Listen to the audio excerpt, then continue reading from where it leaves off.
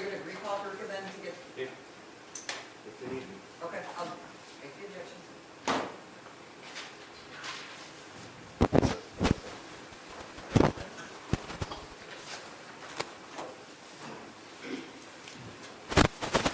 Raise your right hand. You solemnly swear and affirm that the testimony you're about to give will be the truth, the whole truth, and nothing but the truth, so help you God. I do.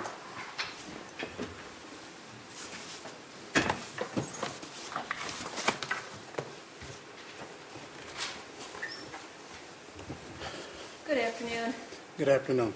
Can you please introduce yourself to the judge? Your Honor, I'm David E. Balash. I apologize for my voice. I have a cold. I'm a 25-year retired state police officer, 20 years at the crime laboratory. I've worked essentially for the last 44 years as a firearms examiner, tool marks, bombs and explosives, crime scene reconstruction. I have no objection to being qualified as an expert in the field of firearms and tool mark identification. I do have an objection at this point in terms of the reconstruction. Would like to hear more about that. Okay. Okay. So just to move things along here. Okay, thank you. So, Your Honor, I would move to admit Mr. Balash as an expert in firearms examiner. So stipulated. All right. And then we'll just go, I'm also asking for him to be qualified as a crime scene reconstructionist. So we'll talk about that if that's okay. Can you tell us what in your career have you done regarding crime scene reconstruction? Well, in my career with the state police, specifically in the crime laboratory, we would respond, we being the Michigan State Police, would respond to requests for crime scene processing and analysis. I personally went on more than 1,000 crime scenes in my career with the Michigan State Police to analyze the evidence, to see what was there, to understand what took place. You're not there simply to pick something up, you're there to figure out what happened. And you're reconstructing in your mind and your case what took place. And there's a reason why you put tags on evidence in certain areas and measure items, blood spatter, for example, to figure out why that blood spatter, for example, is in that location, or why the fired cartridge case is here, or the bullet hole is in this particular location. These are items that you're trying to determine what took place to understand what the crime scene was and how it took place. Right. For the crime scene reconstruction with a firearms or a shotgun, how many times have you done those reconstructions? With a firearm or shotgun, it would be in the hundreds of occasions. Matter of fact, one that immediately comes to mind, I was testifying in Oakland County, and the judge adjourned the case and sent me back to the crime scene to reanalyze the shot pattern in the wall. I had never been called to the crime scene, but he just stopped court and had me go analyze the crime scene and then come back and testify the following week. Okay. What do you do in regards to, with firearms and reconstructing a scene? What do you do to go back and reconstruct it? Well, there's a lot of things. The fired cartridge cases, for example, if you're in a semi-automatic pistol or rifle, would be important.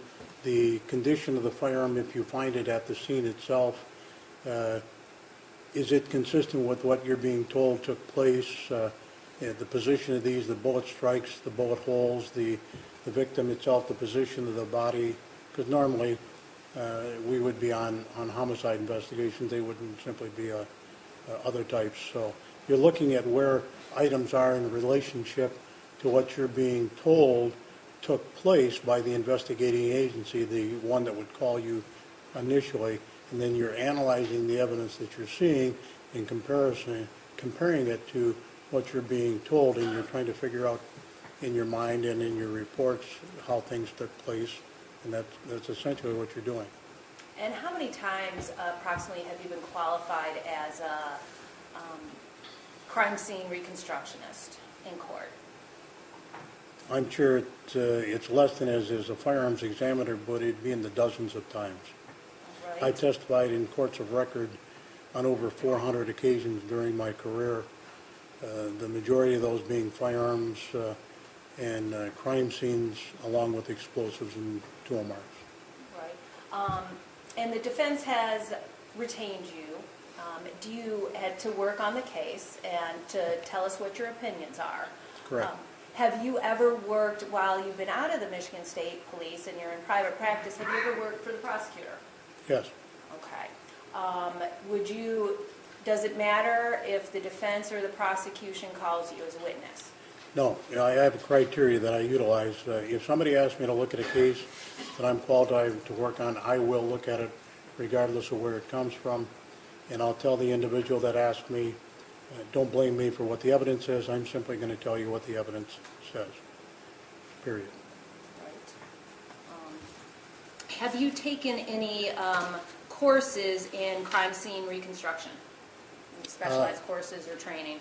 There's been several early in my career with the Michigan State Police, and then later in my career I've taught dozens of these classes on crime scene reconstruction through Delta College, Schoolcraft Community College, and these were taught only to police officers. They weren't taught to the civilian group, so you really went in and discussed crime scene processing and what you're looking for and how to analyze the evidence that you're seeing. So you become, no longer are you the student going to the courses, you've become the teacher teaching younger experts how to do this.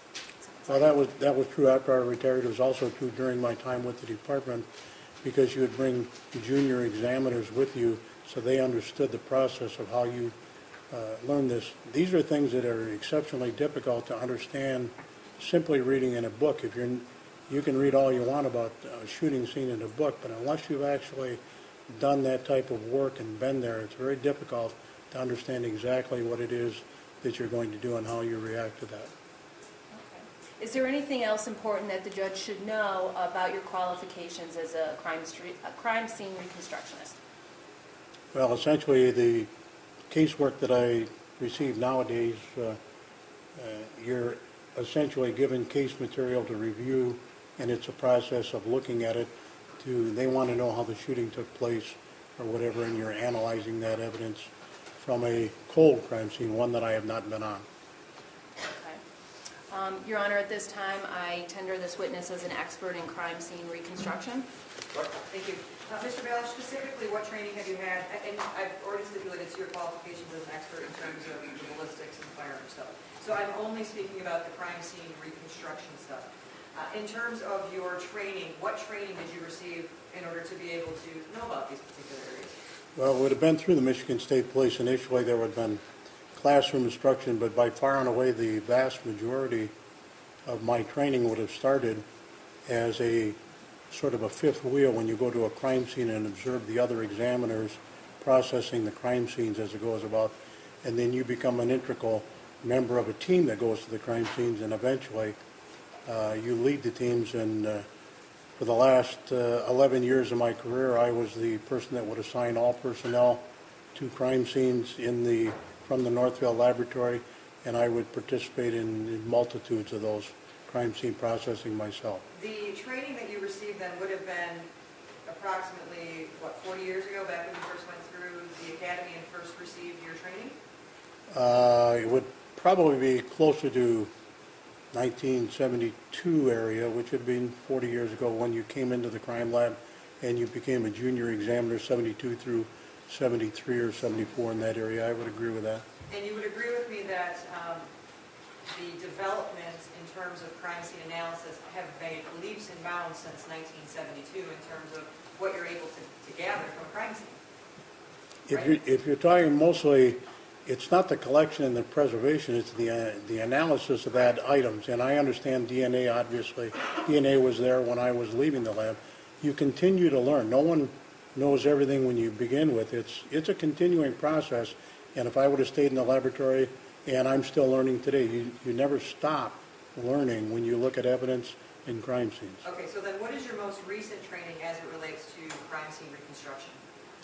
Well, I'm sure it would have been my time at Oakland County, if you're looking for a formal one, where I was training a firearms examiner, and you'd work on their crime scenes and participate in autopsy, evidence recovery, etc. at Oakland County would have been the last formal. I take that back. There was another wound ballistic workshop in California that I attended, which is sort of a reconstruction of Dr. Fackler put that one on. So that was the last I can recall, to be honest with you. Can you give me any kind of time frame, though, as to when that would have been? That would have been probably around 2000, somewhere in that range. Okay, So you haven't had any formal training as it relates to this field since 2000? I would agree with that, yes. In terms of the experience that you have not worked for the state police since 2000? 92. 1992. I retired in February 29th, 1992. I worked at Oakland County Sheriff from 99 through 2000, 2001, somewhere in that range. And you indicated that in terms of reconstructions where a shotgun was used, you told us that it was on hundreds of occasions. Is that correct? I don't believe I said on a shotgun hundreds of Was that occasions. just on firearms in general? Firearms in general would have been. Okay. Shotguns are not all that specific or used that many times. I would have never said hundreds of times on shotgun shootings. There have been probably in the dozen range, but not hundreds. Thank you for correcting me. So in terms of reconstructions of a crime scene, you've only done that a couple of dozen times. Is that fair to say? No, it's not. It would be in the hundreds of times. It doesn't matter if it's a rape crime scene. You're still trying to figure out what happened and how it took place. In blood spatter analysis, it doesn't have to be simply firearms to be able to reconstruct a crime scene. I want to know specifically as it relates to shotguns, how many crime scenes have you reconstructed as it relates to a crime that was committed with a shotgun? Never having broken it down that way in my career, I would suspect it would be maybe a couple dozen. Do you recall the last time in terms of a year that you did this prior to reconstruction? I can remember one in the mid-2005 or 6 where there was a 10-gauge shotgun used at a shooting scene, and I believe there was another one, but they're not all that frequent. So I would say it's far more frequent to have a handgun. handgun or a rifle would certainly be much more prevalent. Okay, now in terms of, you indicated that you testified on a number of occasions, correct? My testimony has been received in courts of record in excess of 400 occasions. In terms of crime scene reconstruction with a shotgun, how many times have you testified as an expert? Oh. I actually couldn't give you a number. I would never be able to break it down from that. It would probably be less than a dozen. Okay. And in terms of, have you ever not been qualified when somebody has sought to have you qualified as an expert in crime scene reconstruction? Not to my knowledge. Okay.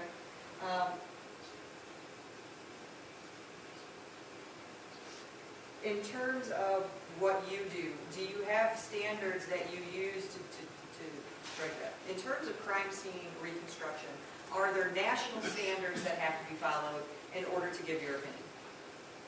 I'm sure there are standards that have to be followed. I'm not familiar with what crime laboratories standards. They have changed over the years, obviously, since I've retired. So I'm unfamiliar with what standards laboratories are now required to follow, to be honest with you. Are there any best practices that are used in your field in terms of crime scene reconstruction that you follow? Well, you do no damage and you don't alter the evidence would be primary items, and you report the facts as they are and where they are, period. Are there standards that are required that I could look up on the internet or anywhere that you could point me to that say, in order to be qualified as a crime scene reconstruction expert, they need to be able to have this amount of training?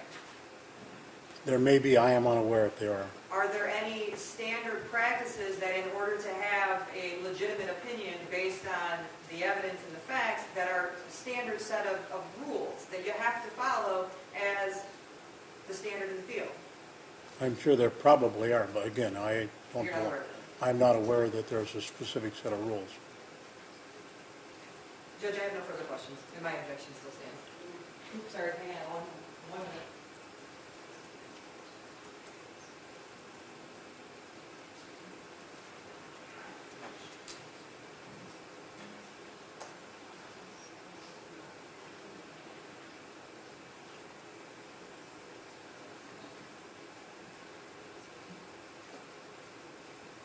I have nothing further.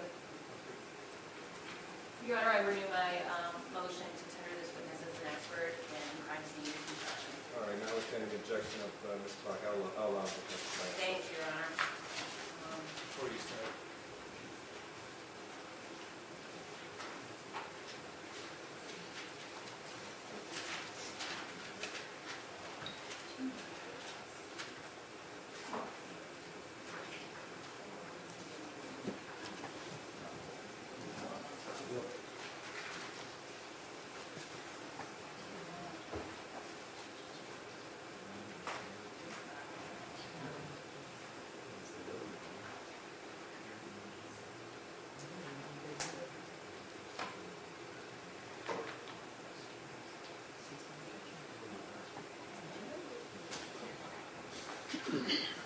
Or you may proceed, Ms. Carter.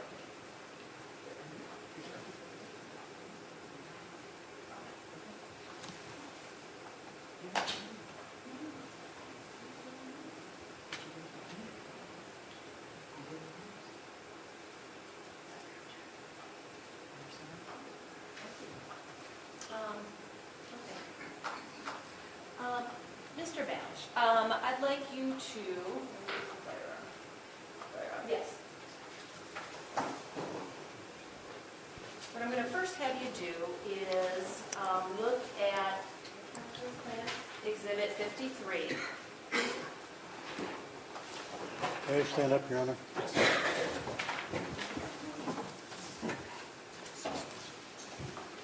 Thank you.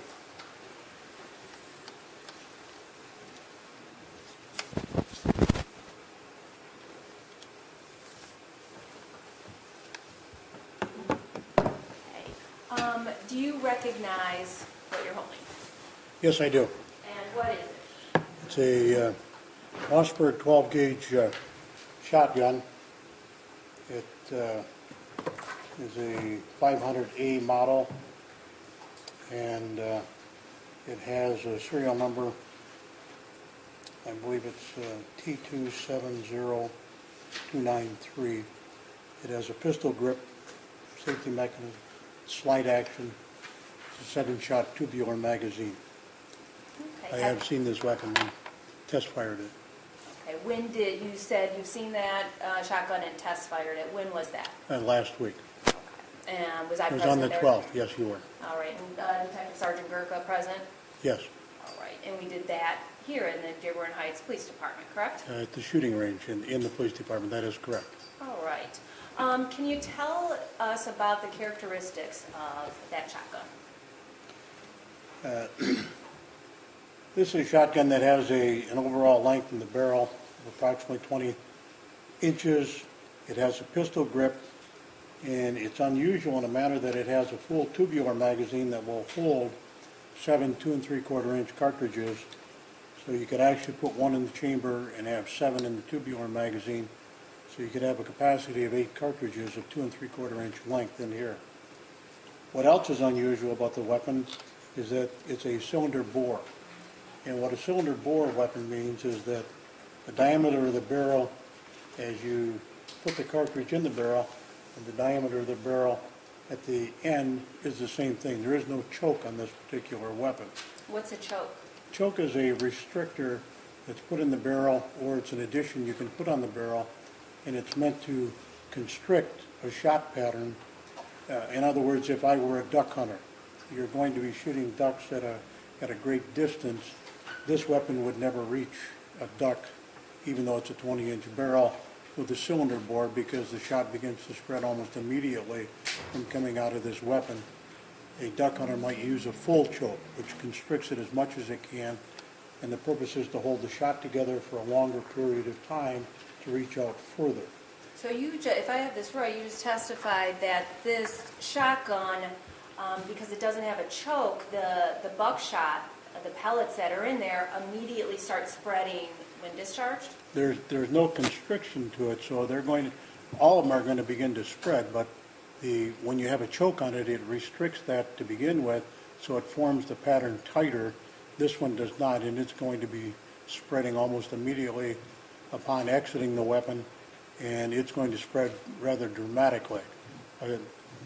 If I were to fire, would you say the shot in this particular case was a 12-gauge number 4 buck at a distance of 20 feet, the spread on this weapon would be very much and significantly larger than if I used a weapon with the same length of barrel, but it had a full choke. It would probably be half the spread. Right. And so does that mean if the spread of the pellets, and how many pellets are in, did you have a chance to use the shells that belong to that shotgun? The Dearborn Heights Police Department provided a box of cartridges, shotgun shells, that were recovered at the scene. These shotgun shells were of the same type of the shotgun shell that was found in the residence. It was a number 4 buck. And a number 4 buck in 12 gauge 2 3/4 is supposed to have 27 essentially 1/4 inch pellets. I chose one by random and cut it open, and it actually had 29, which surprised me. I did not expect to see that misnomer in there, and that still remains with the Dearborn Heights Police Department. But those cartridges that were provided were used for the test shots that I conducted with this firearm.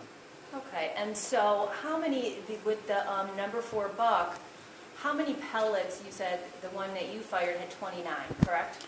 It should have 27. This one had 29 that I opened, not the one that the ones that I fired, I have no idea what was in them. The cartridge manufacturer says there's 27. It just surprised me that the only one that I opened had 29. Okay. The other firearms examiner found a different, found more than 27 also, in the one he used. So what does that mean if there's, let's say there's approximately 27 pellets in this shot, and it comes out now without a choke? What's that? Can you show us what that's going to do? Well, in the construction of these particular shotgun shells, they're in a plastic sleeve. And there's a buffering material, which is a polystyrene. It looks like white sand, but it's a polystyrene plastic, and it's meant to keep the pellets from rubbing up next to each other, flattening out, so that the pellets tend to remain round until they come out of the end of the gun. They'll fly truer. If they scrape along the inside of the barrel, they'll flatten out and they won't be as accurate, and they'll go off in the pattern.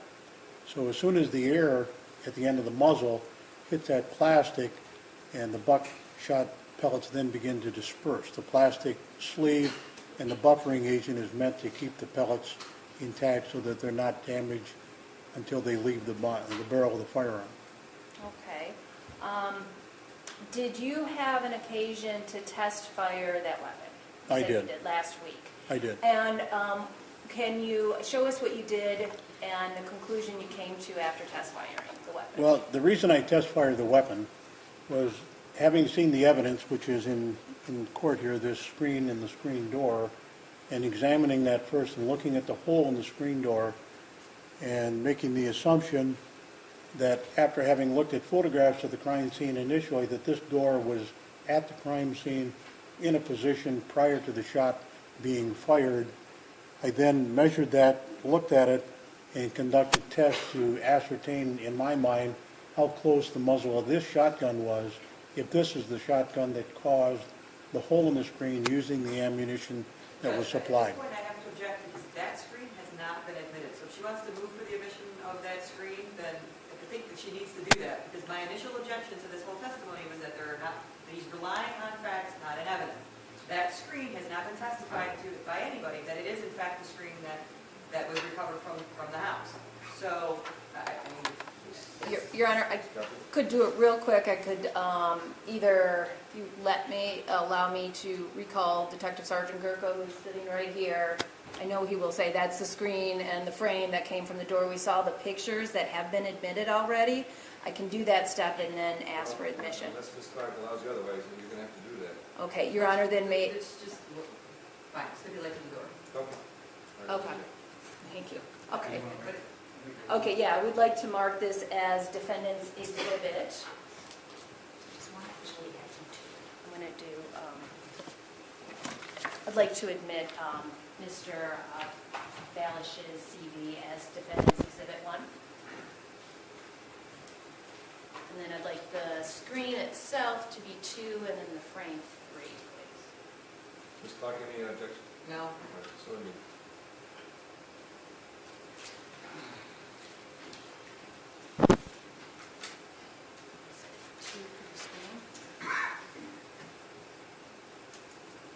Okay, Mr. Balash. Get your last name, I mispronounced it. Your Honor, may I have permission for my witness to come down and show us what he did? as long as he's going to talk, he needs to speak loudly so it can be recorded. Can I have permission to position myself so I can see what he's talking about? Thank you. All right. Hey, Mayor, right there. You can stand. Thank you. Got me out here? Yeah, we'll have it Thank you. down here, it's more room. And then if you need any of this, the whole thing, let us know. Your Honor, Detective Kirker showed this. It was enclosed and sealed in a cardboard container. and he opened it in my presence and presented this as the screen that was in the door. It was Okay, very- before you, can you hear him? sir? Come here and turn on.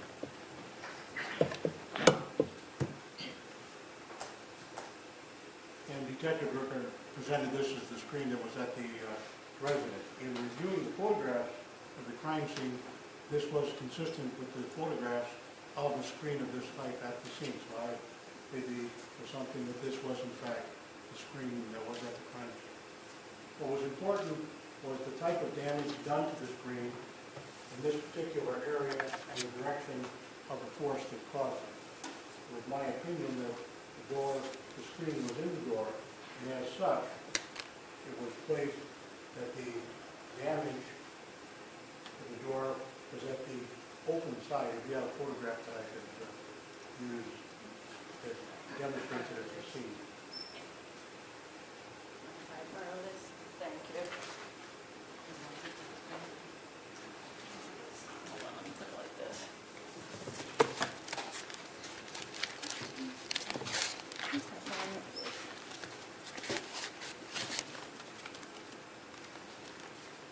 Would you like a photograph of the screen Just at the scene in the doorway. down? Coming up, here is People's Exhibit 16. Again, reviewing People's Exhibit 16, the door frame is apparent. Here's the opening mechanism of the door, and here's the screen at this location. So the screen, when you approach the residence, is in this. I'm sorry. Do you want me to get the frame down? Yes. Well, you should hear him.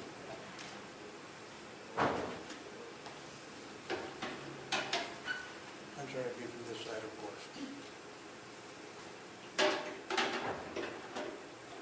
So just for the, oh, I think it's caught on this thing. There we go. Just for the record, so the judge knows what we're looking at, this would be the, what is facing the judge is the inside. If I was in a house and you were on my porch, I'd be looking out like this, correct? This is the position the screen would normally be in the door. It is not the position of the screen at the time that anybody arrived at the scene. As you can see from the photograph, the screen is out, and it's on the inside of the door. So it was positioned somewhat like this. You can see the bar that goes across near the door handle, and it's now in the same position that it is. So this is roughly the approximation of the screen in the door frame here in the courtroom as it was presented at the crime scene itself. Therefore, I made several measurements, but you're trying to get the distance from this level down to the floor.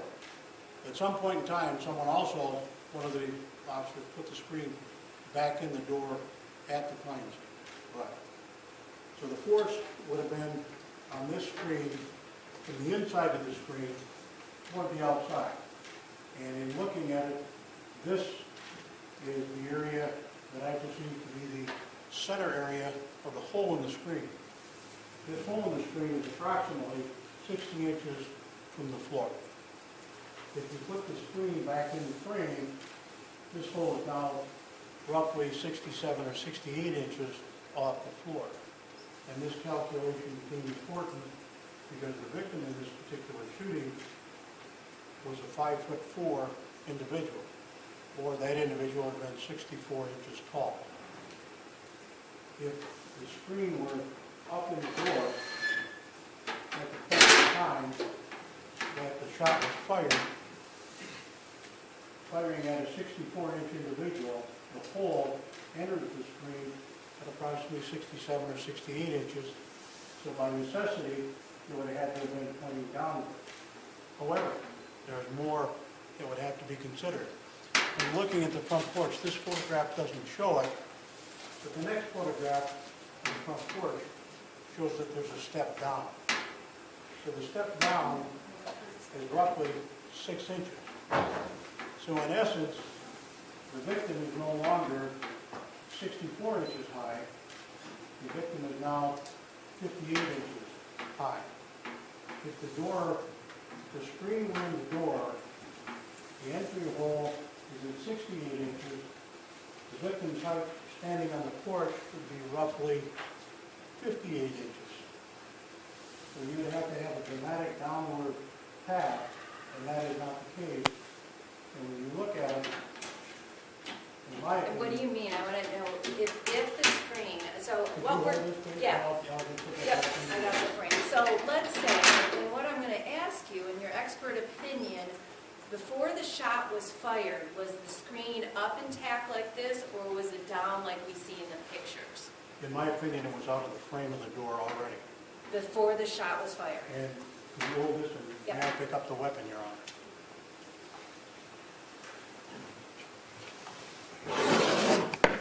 The weapon is unloaded, it's in a safe condition, chamber is open for demonstrative purposes.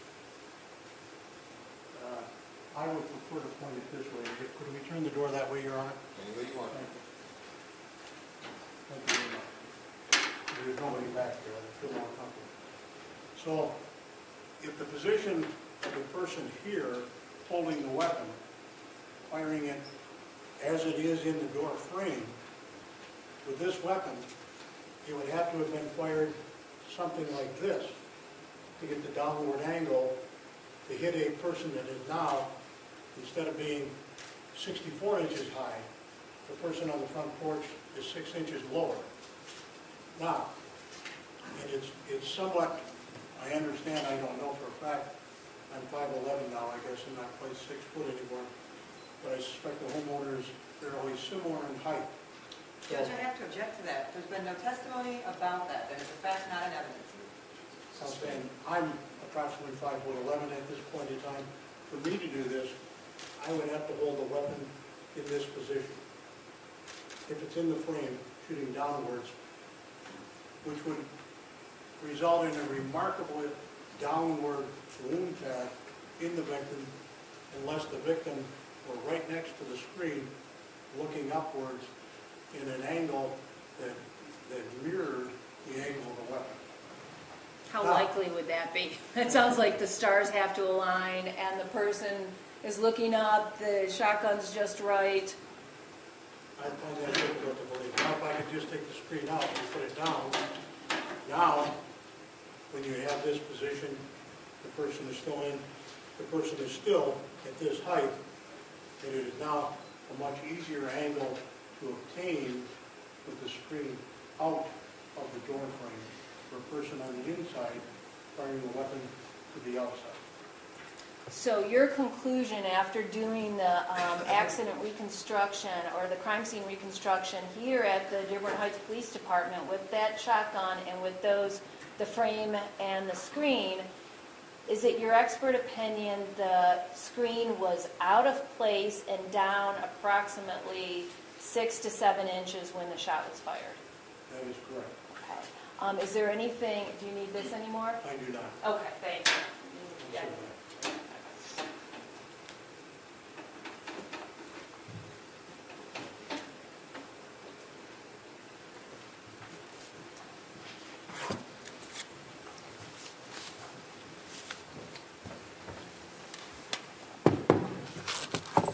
Did you have a chance to review the records by the medical examiner, Dr. Keesis? Yes, I did. Keisha. Okay, and all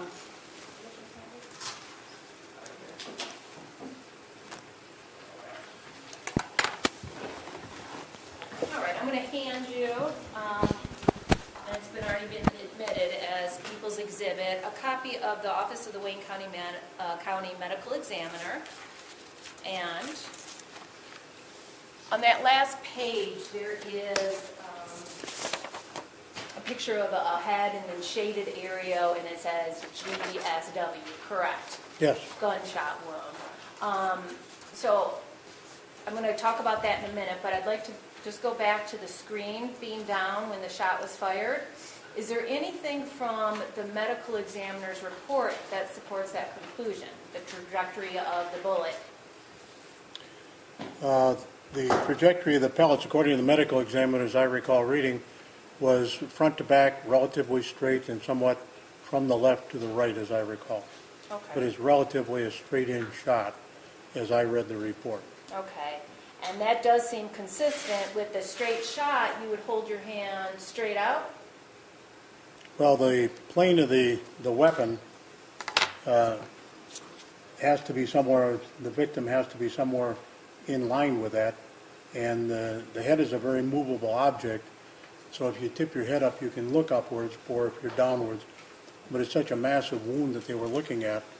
The fact is that it's a relatively straight-in shot. So. Okay. So let's say the screen was intact before the shot was fired.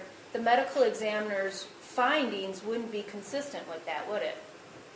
With the coming in. No, the medical examiner's opinion wouldn't have anything to do with the screen being in or out. They're saying the entry of the pellets into the victim's head. What would necessitate it, the victim would then have to be looking up at somebody and be very close to the door to be able to get that angle into the head, which would be, I mean, if the head is in the position of my hand, that's a straight shot. But if the gun is up here, then if I position my hand down here, that's still a straight shot, but the head is now tipped backwards or whatever direction. So it's possible to do it with the screen in the original position. However, the position, the victim has to be much lower, and then the face has to be on the same line that the muzzle of the shotgun is. So after reviewing the medical examiner's report, was how the pellets entered, well, I'll strike that. I'd like to go to what else we did when we were down at the firing range in the Dearborn Heights Police Department.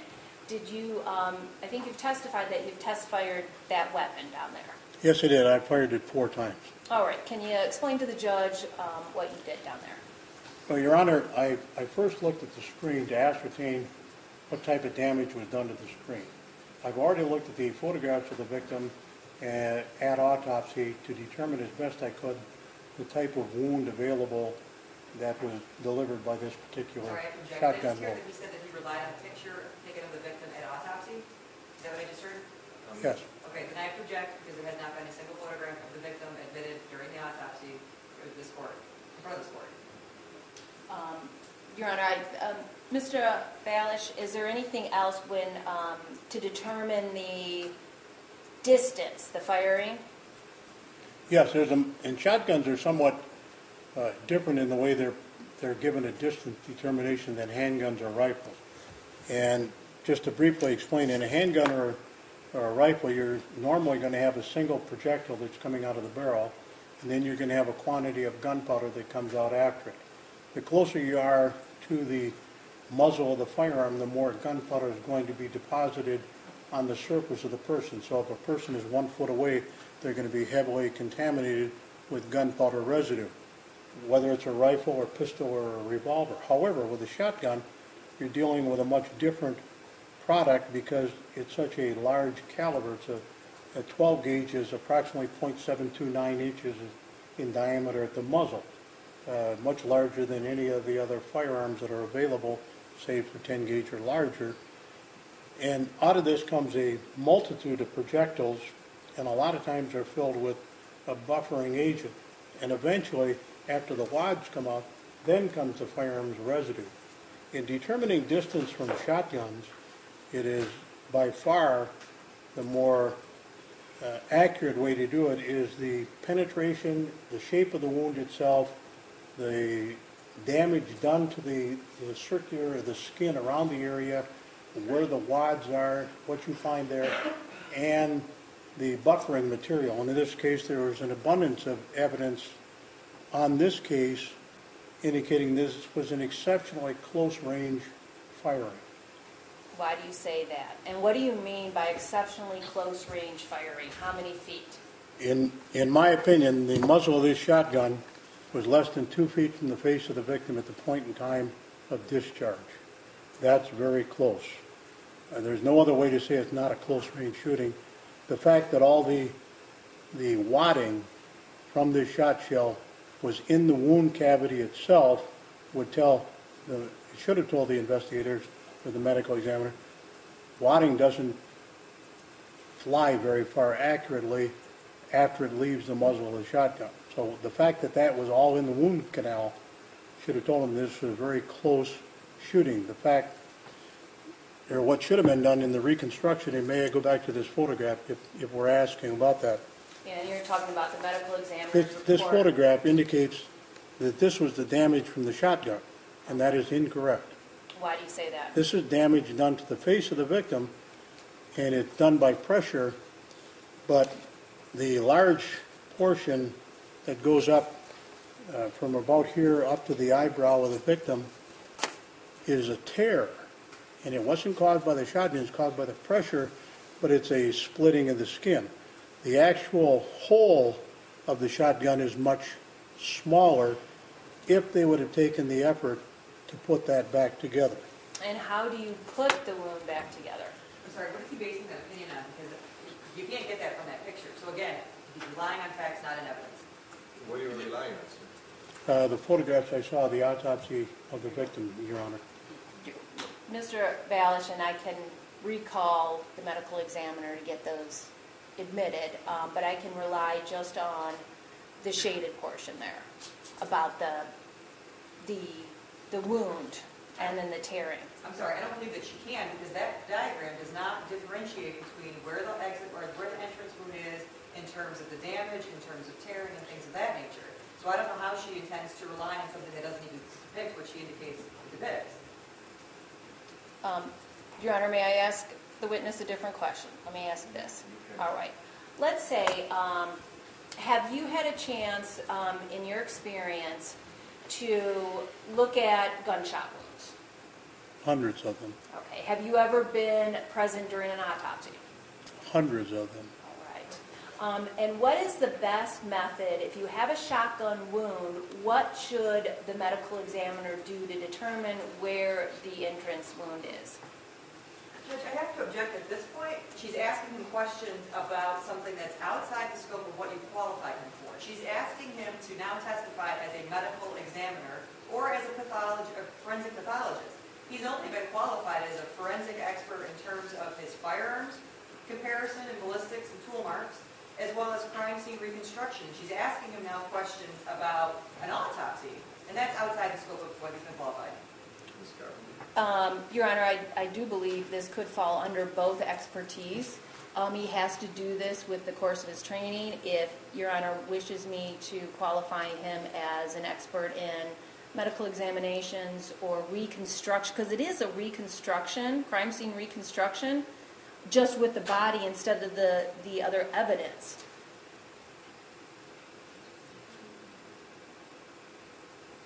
No, I think I'm going to sustain that objection. All right. Do you know, through your being a firearms examiner or through crime scene reconstruction, one of those expertise, do you know the best way? Do you learn what a gunshot wound looks like on a decedent? Object. What's the relevance of a gunshot wound? We're here for a shotgun. Excuse me. A shotgun wound. The fact you're differentiating between a shotgun and a gunshot is not a differentiable. They're both gunshot wounds or holes. The basis that I would probably offer to you is that if an unknown individual were to commit suicide with a shotgun, and many people have done this, and it's in the literature, and I've seen these multiple times, unfortunately, by placing the shotgun under the chin area, the entire top of the head usually is removed. That isn't caused by the shotgun pellets or the projectile that's within the shotgun. It's caused by the gases that are coming out of the shotgun. They're not caused by the projectile. And if you go back to look at it, the wound, you can actually reconstruct and see how that was the initial wound of entrance. Okay. That's sort of what I was trying to get to on the original. Okay, and is that something you learned through your training as a firearms examiner or through your training being present in autopsies? Well, in my training, when you worked on a crime scene, you not only went to the crime scene, you also attended and participated at the autopsy of that particular crime scene. That's why I've gone to so many autopsies in my career. And it was not unusual to work hand in hand And especially when you're trying to figure out distance or determination of the wound. And it was not unusual to be called back to the morgue by the medical examiners to ask my opinion as to what I thought was the bullet entrance and bullet exit from the medical examiner's office. So through your expertise as a firearm examiner, you learned this information? Correct. Okay, Your Honor. And I can't stress it enough.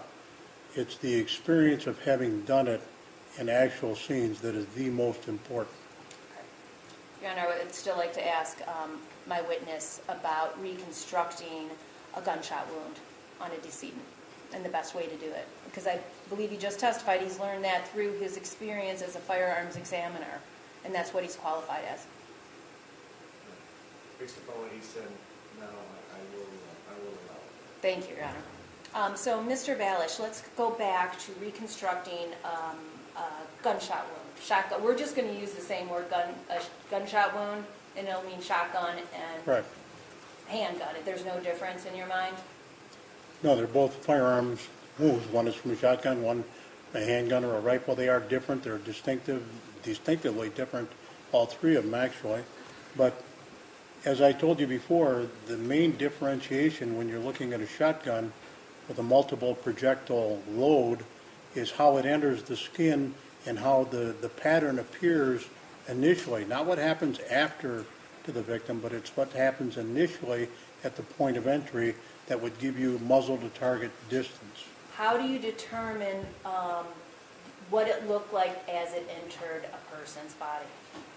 Well, if it's as the deceased was in this particular case, you would physically try and place the skin back in its original position. Okay, and do you do that with stitching, or can you just manually put the skin back? Normally you can manually put it, it is, not meaning any disrespect, but it is a cadaver at that point in time, and you're trying to manipulate and get it back, the skin, and you're trying to close the ripping and tearing of the tissue and putting it back to its, close to its original position so you can ascertain what the size of the actual entry hole was. Okay. Were you able to ascertain that from any of the medical examiner's documents that you received and reviewed?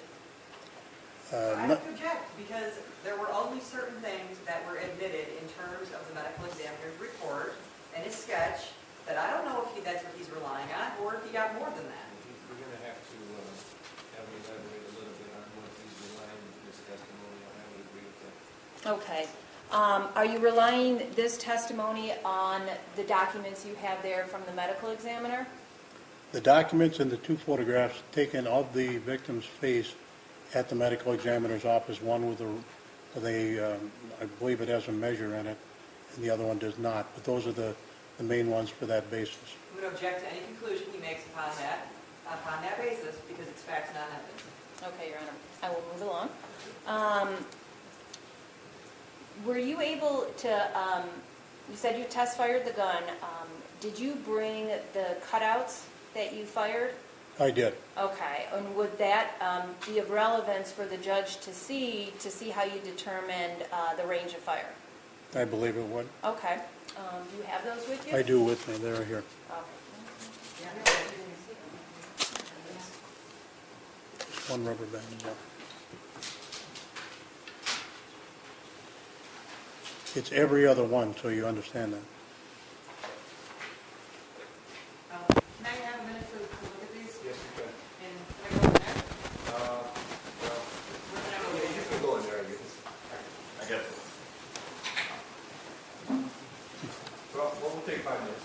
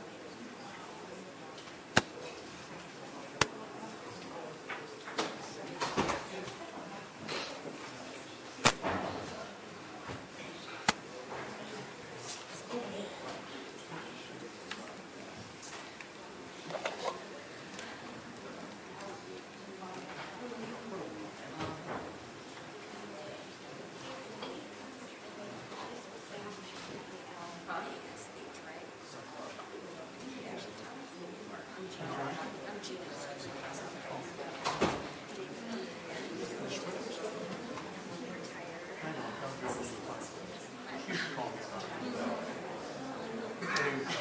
what, yeah, he does. Yeah, you figured if you need somebody, you always like to go to a good store.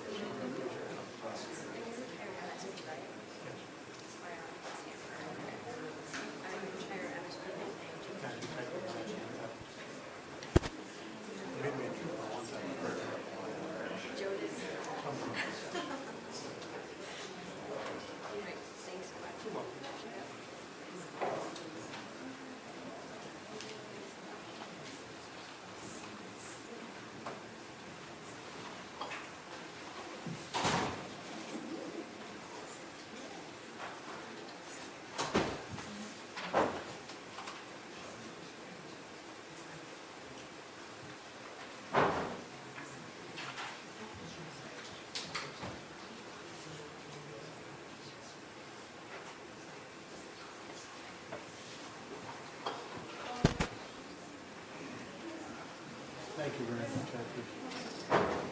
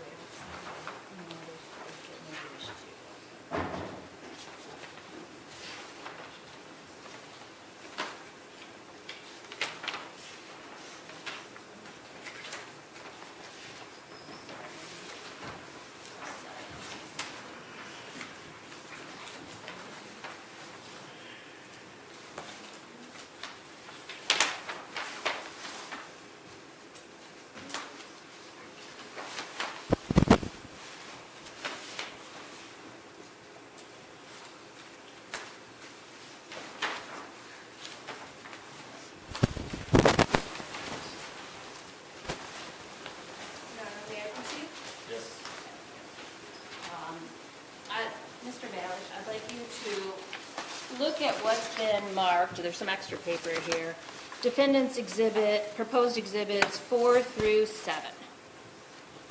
All right, stand up, Your Honor. Yes.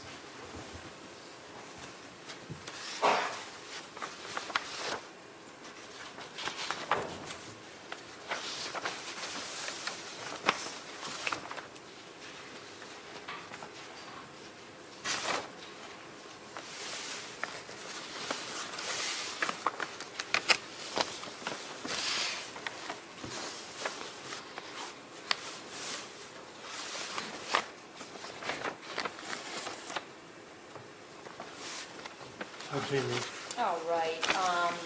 And are they in the same condition, substantially the same condition as when you did your test on them? They're in substantially the same condition, not the same condition that when the test was finished. And I'll just show you on the very back one, which would be defendant's number 7.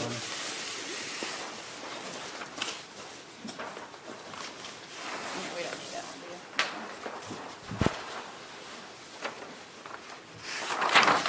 On defendant's number 7, Your Honor, it's in essentially the same condition, but it's not totally damaged. However, there's nothing been done to the back of it. On defendant number 6, however, because of the damage done during the testing at this particular distance, there's an amount of tape that was placed to the back to keep those together to prevent them from flying around so that the court could receive an accurate view of what these tests look like, and that goes for defendants 4 and defendants 5 as well. I wanted to point that out to you. Okay. Your Honor, at this time I move to admit Go ahead. defendants exhibit 4 to 7. Okay. Can you explain what number 4 is and what test you did? I would prefer to go from 7 if you don't Oh, mind. that's fine. People's Would exhibit you like number... me to hold that up? No, that's Okay. fine. People's exhibit 7 is a test utilizing the submitted or the shotgun in evidence. It's a paper cutout of a silhouette of a man, and what this target shows is that the muzzle of this shotgun with the same buckshot, number 4 buckshot, 12 gauge, found at the defendant's home, the muzzle was held at a distance of 3 feet from this target at the time of discharge. And this is the resultant damage that one sees. And you can see the overall size of the hole is approximately 2 3/4 inches by 3 inches. And all this little peppering material you see around there on the outside, all those damaged areas, the vast majority of those have been caused by the buffering material that was contained within the buckshot to keep it separate during its transition. So this is the first test I did at 3 feet. Okay. How about we, because of the nature of the time of the day, is it okay to go to the exhibit that you believe represents the distance the firearm was shot? Well, the closest approximation that I came, you're saying the distance from where to where? Please be specific. The distance from the muzzle to the decedent. From the muzzle to the decedent. There's 2 things that are in conflict. I have to use these for the decedent, but for the screen it's a different distance. The decedent, in my estimation, would have been no closer or no further away from the point of discharge of the muzzle of the firearm than, I think I have it out there. I'm sorry already. I'm here, Your Honor. I apologize. Be no further away than 2 feet. It actually had to be less than 2 feet based on what I'm seeing and not being able to reconstruct the tissue back to the way it is. If I could have seen that reconstruction, chances are very good that it would have been closer. Okay. So that is defendant's exhibit, Number 6. okay, and that represents a distance of Muzzle 2 to feet or target, less.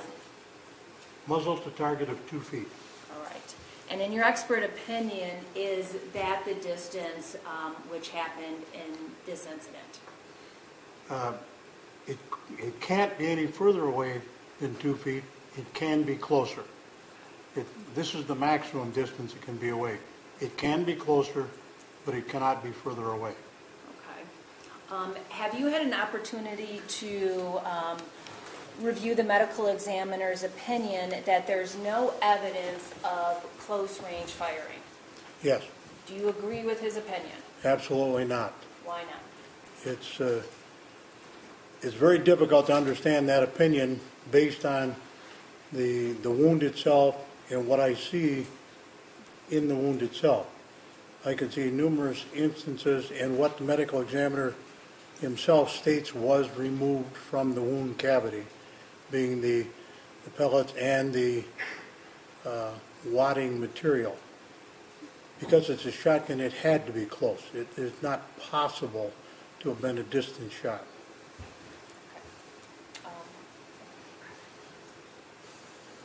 Nothing further, Your Honor. What is your definition of close-range fire?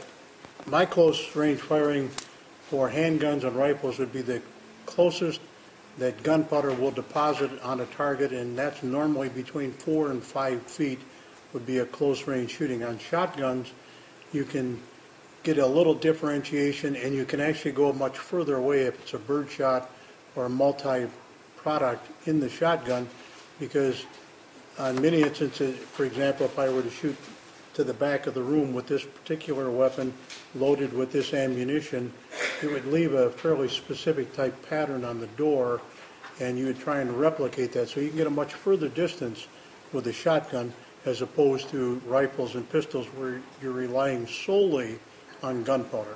All right, so your definition of close-range fire is anywhere between 4 and 5 feet. Is that what you testified to? No, Shotgun. I said gunpowder will deposit out to that, so it's anywhere from muzzle, from contact out to 4 or 5 feet, anywhere within that pattern, whether it's a handgun or a rifle.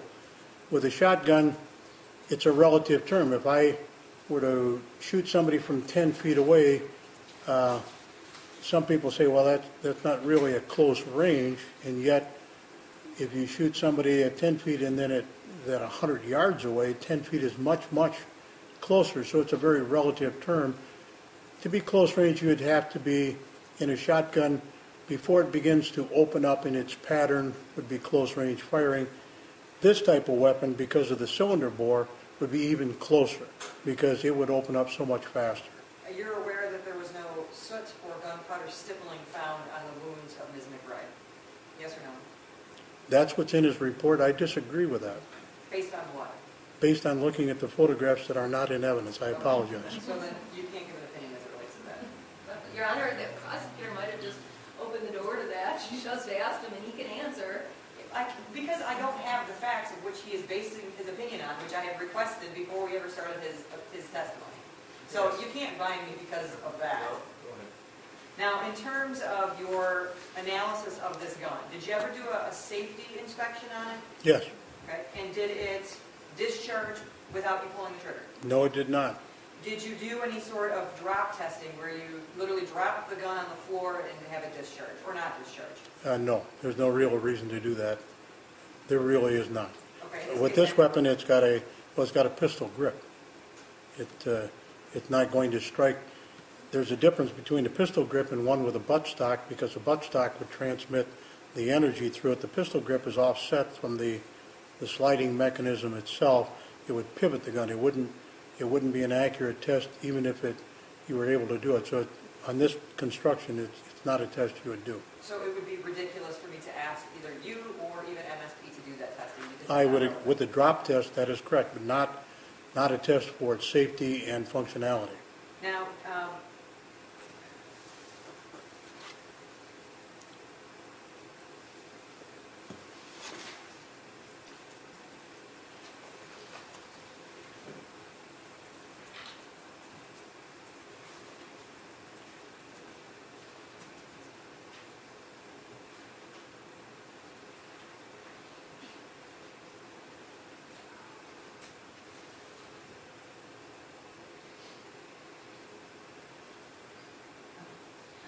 sir. Now, in terms of this case, you were not asked about it on direct examination, but did you in fact do a trigger pull? Yes, I did. And how many trigger pull tests did you do? Probably half a dozen or maybe more. And what did you find? I found that, and I'd have to describe it if you don't mind, I'll show it. Absolutely. The weapon, I hold the weapon in this position, and I use a set of NRA weights. I'm sorry, and for the record, you've got the gun pointing toward the ceiling. And it was pointing towards the ceiling at the time.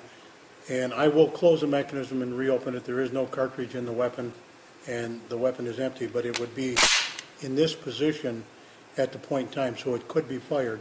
I'm just going to trip the mechanism and reopen it, but it would have been in a closed position, ready to fire, but it would have been empty at the time. And what you hold it perfectly parallel, and you set the weights, and there's a little bar that sits across the trigger, and you attempt to pick up the bar and how much weight it will hold. And I found that this particular weapon in this position will hold 5 pounds and will fire at 5 1/4 pounds. Firing at 5 1/4 pounds, was that the same result that you had all half a dozen times? No, you can get different results if you, for example, if I use the same weight where it held 5 pounds, and I'll just turn, I apologize, I feel more comfortable in pointing the weapon. If I were to turn like this, now the weight is going to hinge more on the lower part of the trigger, and like a fulcrum, it won't take as much pressure to function it in this position. So you try and do it over and over to make sure you're going as accurate, as perpendicular as you can. But if you were to go forward and use the lower portion of the trigger, it would probably be slightly less. So in terms of where the weight sets on the trigger itself can affect the results going either up or down? Correct. And do you use a digital scale or do you use literal weights? I use both on this one. I use literal weights for when I give an opinion of between 5, it held 5 pounds and it fired at 5 1/4. Those are actual weights. I have a digital scale that I used 3 or 4 times to confirm it. My digital scale read that it averaged 5 pounds 7 ounces when it was on a digital scale. And every time you did that trigger pull testing, the gun was, as you described, that it being the barrel pointing skyward. On the weight test, the digital test does not have to be that way. It's parallel to the ground because you're pulling the weight towards yourself. It's not the same. And in terms of the digital scale with the gun pointed straight forward as it would be if it's being fired, your trigger pull was higher? No, it's just that the fact that the digital scale reads slightly different than the actual weight scale. It's like anything. Sometimes it'll read 5 1/2 pounds. One time it'll read 5 pounds, 9 ounces or something like that. This one ran just under 5 1/2 pounds, a few ounces heavier than what the actual weight said, but you're pressing it if you're slightly off in where you place the smaller arm in the trigger guard, you might get a slight difference. That's why you do it over and over, trying to get an average. Now, in terms of the screen, do you have any idea what type of mechanism was used by the homeowner to keep this screen in place? I'm not sure I understand what you mean by mechanism, ma'am. May I approach? Sure. This screen has to be held in place by something in order for it to not fall out of the frame. That is correct. Are you familiar with what it is that actually held this screen in place? Am I aware of what they are? I am not. You don't know. Let's talk about what it is that you don't know. You don't know what held the screen in place, correct? Correct. You don't know how the victim was standing. You've given us some speculation in terms of where she was at, in terms of what you found, but you don't know the position that she physically was in at the time that she was shot, correct? She was on her feet, upright. Other than that, I'm not going to, that's all I'm going to comment on. You don't know where the defendant would have been standing when he shot Ms. McBride, correct? Well, I have an opinion on how far the muzzle was from the screen, if that's what you're asking. But no, I'm asking you if you know specifically in his house where he was standing at in terms of, where was he off to the left, was he off to the right, was he back, was he forward? You don't know any of that stuff, do you? Or did he have it in his right hand or his left hand? I know none of that. That is correct. You don't have any idea if he held the weapon down here, which is how most people probably would hold it, right? But he could have held it either at the shoulder or at the chest or even down lower than the waist, correct? No.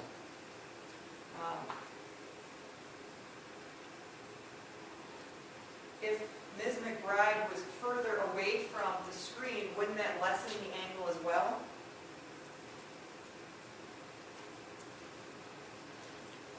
I'm not sure it would lessen the angle. I think the further you go, the angle would remain the same. It's just that the position of the victim would either have to rise or lower. The angle would remain the same.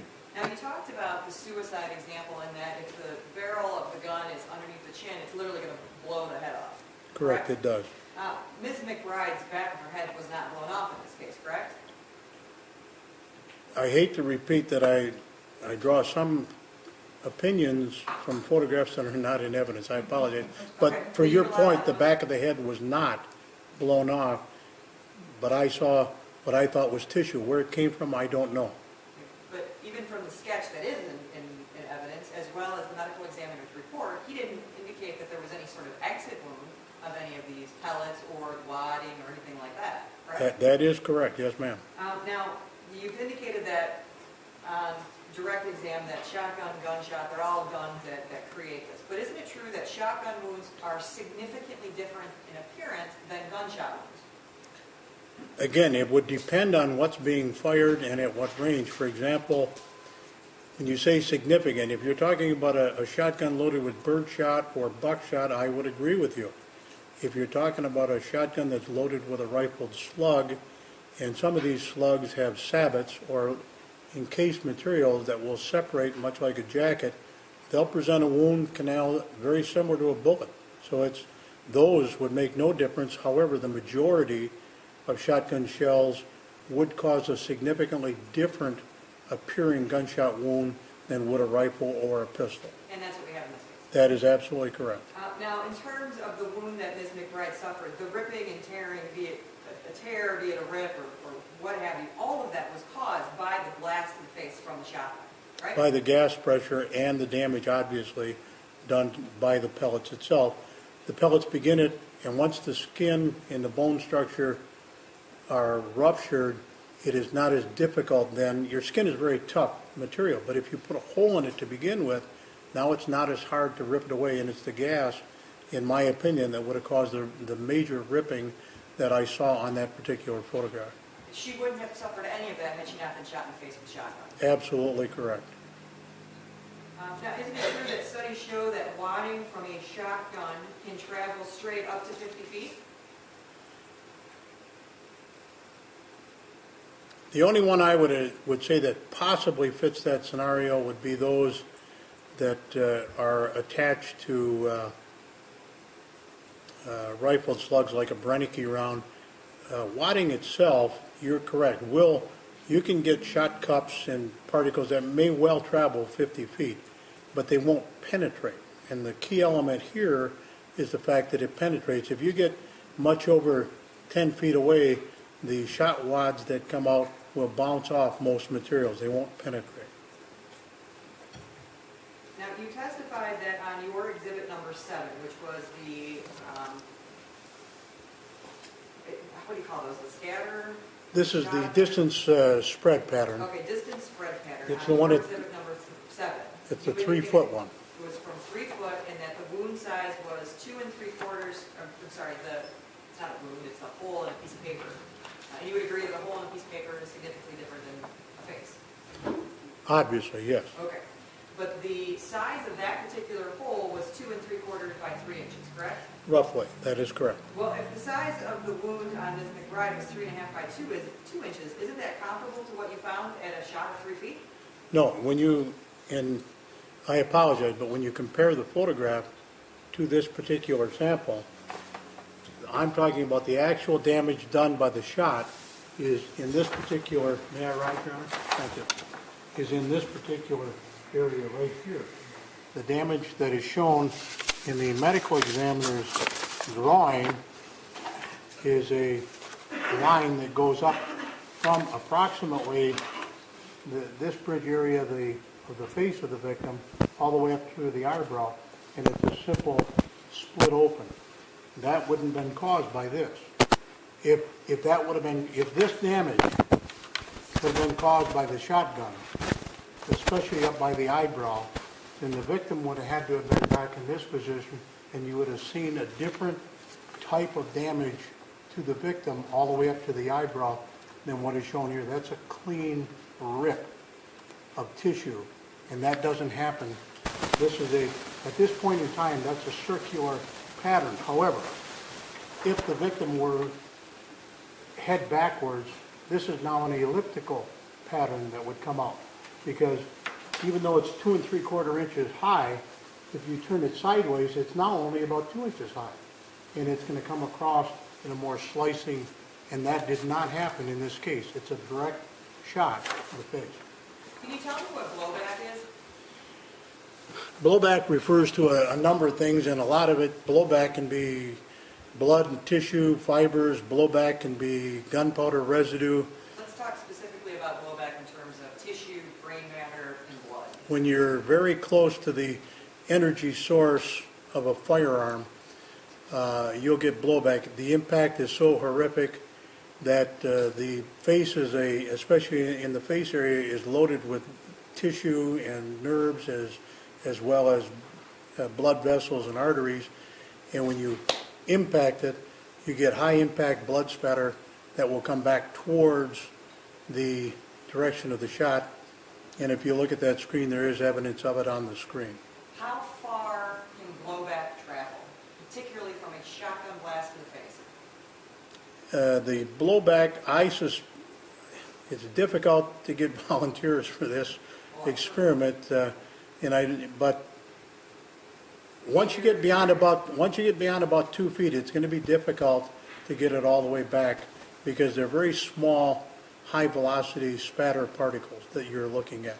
The larger ones will travel further. If you get a substantial portion of tissue, it will come back much further. And it can be a significant range, correct? It can be, yes, spread. In terms of the time that you've spent on this case, how much time have you spent? Probably 8 hours to this date. And how much have you been paid? At this point in time, nothing. How much do you intend on getting paid? It depends on when I submit a bill, and I think they're going to pay a retainer to me of $3,500, and I work from that retainer. And have you worked off that $3,500 today? No. How much have you, in your estimation, earned thus far? Normally what I tend to bill on what I think is a justifiable charge. I've spent 2 hours sitting in the courtroom. I suspect I won't bill at court rate hours for that time. So I'll look at each case, and as a general rule, I will tend to charge less than I normally bill for.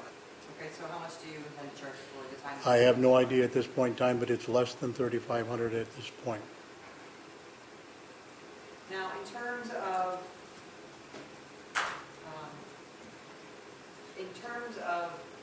the screen, this gun, where the victim was at, where the defendant was at when he made the shot, there are a lot of things that you don't know, correct? I'm not sure where you're going, but either. Okay, I'll get to it then. You indicated that the victim in this case was approximately 5'4", correct? Correct. Okay, well, I'm approximately 5'9", but let me get on my knees.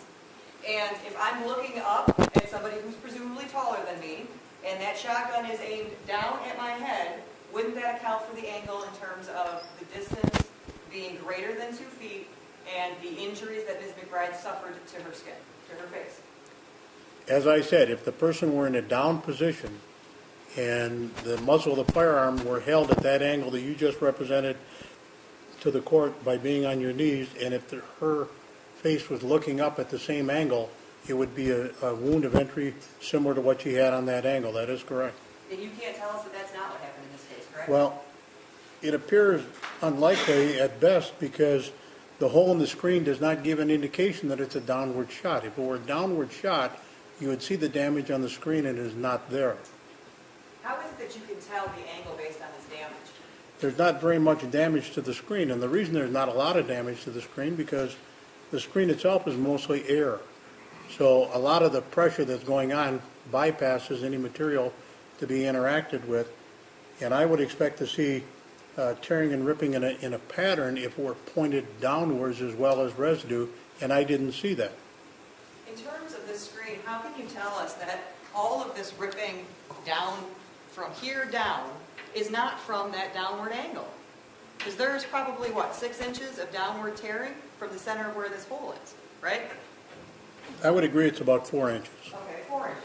There's 4 inches of tearing from what you've described as being where the muzzle came through, or where the shot came through, and there's approximately 4 inches of tearing below that, correct? Correct. Wouldn't that be consistent with the gun being angled downward? I would go back to the same thing we were talking about on the victim's wound, that there was tearing to the facial tissue, and that wasn't caused, it was caused by the pressure, and it wasn't caused by the angle of the shot. The shot went in on a direct angle, straight into the face.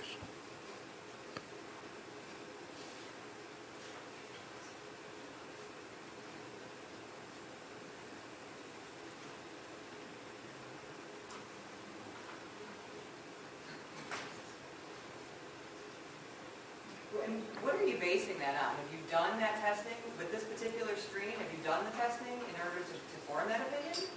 No, I haven't shot through a screen. I didn't have the opportunity to have a screen to shoot through it. I'd be more than amenable to be doing that. I have not had a screen to shoot through. I'm sorry, I had only these materials to work with. Okay, so what are you basing that whole opinion in terms of she wasn't down like that, and the gun wasn't down like that, because the screen does not have the tearing that you would expect? What are you basing that on then? May I approach the screen, Your Honor? Yes. Thank you.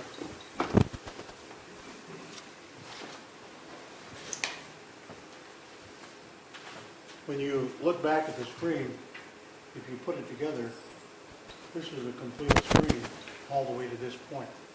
There's no damage going down. So it's simply a split in the screen where the hole is present. You can see that.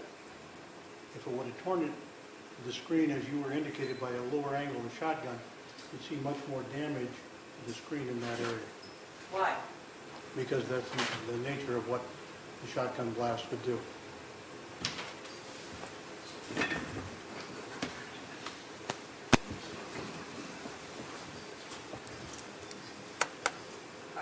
Are you telling us that you can tell us, because I'm confused, and maybe that's just my lack of education in this area, but in terms of firing this weapon, you don't know how far the weapon was away from the screen, right? I've not been asked that. I do have an opinion. No one asked me it yet. Okay, well, I'm not going to ask that opinion. But, I mean, it seems to me that there's all these unknowns that you don't know, but yet you can say for certainty that the screen would have more damage. And I guess I'm just confused as to how you can make that opinion with all these variables that you don't know. It's because of the opinion that I hold of where the shotgun was in relationship to the screen at the point in time of discharge. What facts are you basing that opinion on? The damage to the screen. But you've already conceded that you haven't done any testing on the screen, or a screen at all. But I've done testing here. Okay, so you're comparing what you did with these pieces of paper with what this screen shows? Is that what you're telling me? I'm extrapolating the results that I saw here as to the damage that I see on the screen. That is correct. Okay, and that's the same thing that you're saying in terms of the wounds to Ms. McBride's face, right? That is correct.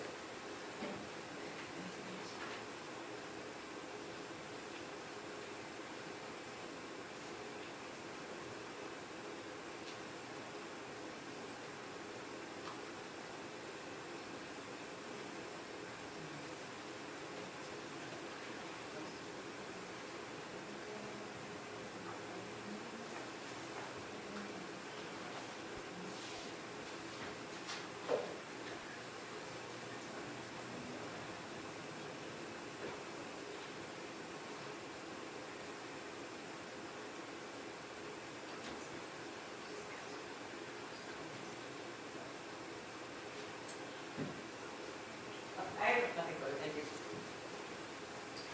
Nothing further, Your Honor. You have the excuse, Your Honor?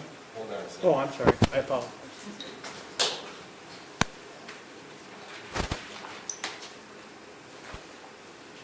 Did you go to the scene?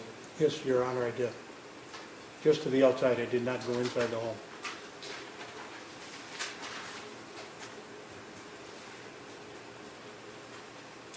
Did your analysis take into account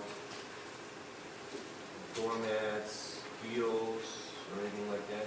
I'm sorry, I did not hear. I apologize. Your analysis, did it take into account positioning of the defendant, excuse me, of Mrs. McBride. Did it take into account any doormats at the, where she was No, Your Honor, standing? Did it take into account heels? Yes, She had it did. heels on, or you made a comment about the height of her and stuff like that? Several things came into account that I looked at the scene. The height of the door above the porch itself was a major consideration. I did ask the detectives and was shown the shoes that Miss McBride was wearing the evening, and the heel was a very flat heel, so it wouldn't substantially add or, to the height of the individual. But one of the more important things was the final position of the victim herself. When you looked at that position from the wound that she suffered, how she would have had to have been positioned to get to that location. So you've never actually, this type of weapon you haven't shot through the screen door, is that correct?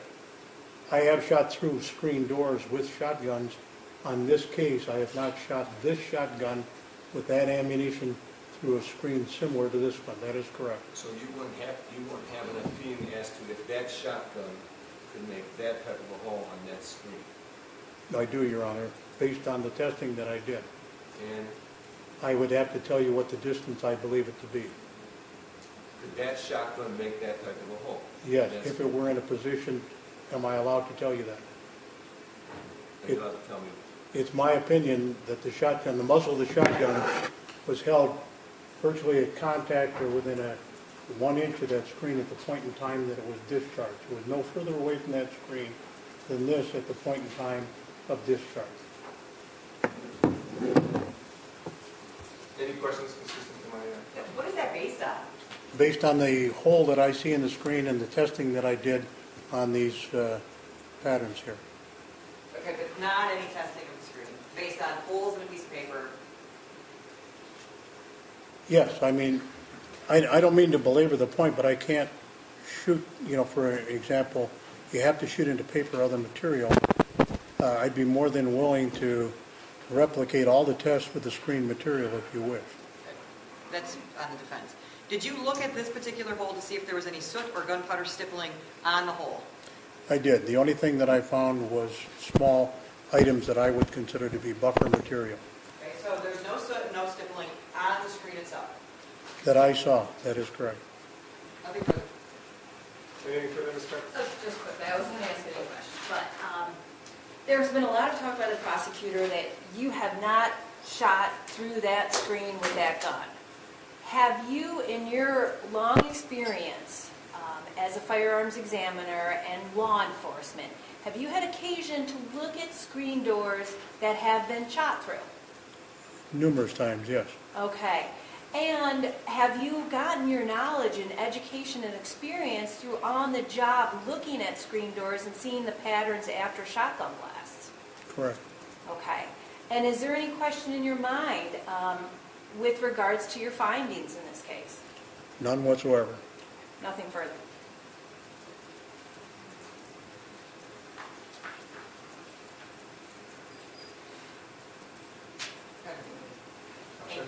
Nothing further? No. Okay, you may step. Did they want me to keep these, or are you going to keep them, Your Honor? Yes. No, keep them here in the court. Well, thank you very much. The ones that are marked, the ones that are not marked. I'll take, may I make a suggestion, Your Honor? The ones that weren't marked were placed in between each one of the ones that were marked, just to keep them separate. Is that all right to do that? That's fine. Thank you, Your Honor. Okay, we're going to adjourn for tomorrow. Okay. 9 a.m. That sounds good. Thank you, Your Honor. Any scheduling conflicts, Ms. Clark? No. Okay, we'll adjourn until 9 a.m. tomorrow. Thank you.